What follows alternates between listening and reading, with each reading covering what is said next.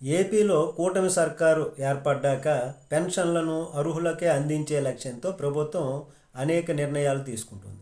మరి ఇదే క్రమంలో పెన్షన్లపై సర్వే నిర్వహించారు. అసలు లబ్ధిదారులను గుర్తించడం, అనర్హులను తొలగించేశారు.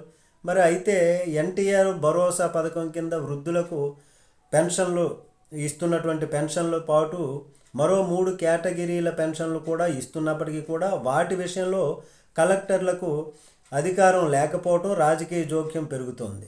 మరి ఈ నేపథ్యంలో తాజాగా అమరావతిలో జరిగినటువంటి రాష్ట్ర స్థాయి కలెక్టర్ల సదస్సులో ముఖ్యమంత్రి చంద్రబాబు కీలక ప్రకటన చేశారు. జిల్లా కలెక్టర్ బాధ్యతల్ని గుర్తు చేశారు. వారు కోరినటువంటి అధికారాన్ని వారి చేతిలో పెట్టారు.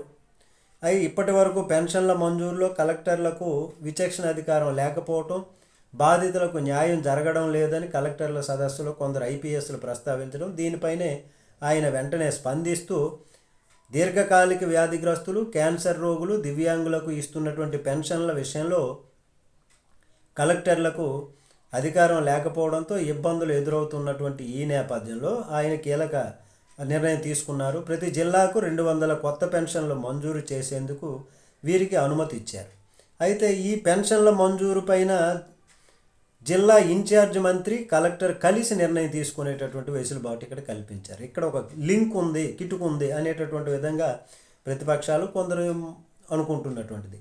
మరి దీంతో ఇకపై ఈ 3 వర్గాల వారికి 200 పెన్షన్లు మంజూరు చేసేందుకు కలెక్టర్లకు విచక్షణ అధికారం లభించినట్లయింది. అలాగే అర్హులకు కూడా న్యాయం జరుగుతుందని అంటున్నటువంటిది. మరి ఏం జరుగుతుందో చూడాలి. నమస్తే.